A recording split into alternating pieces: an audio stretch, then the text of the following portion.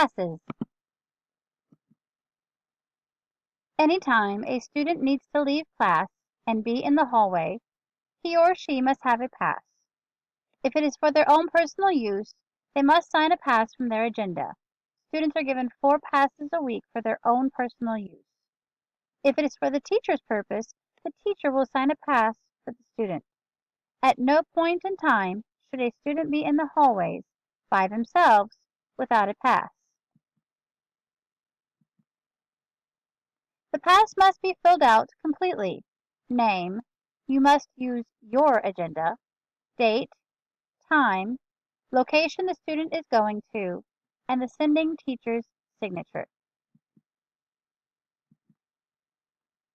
Students must take their pass or agenda with them when using the hallways. A staff member may ask to see your pass. If you do not have a properly filled out pass, then you will be assigned a hallway conduct violation. Teachers will not sign passes unless you have filled in your agenda for that hour.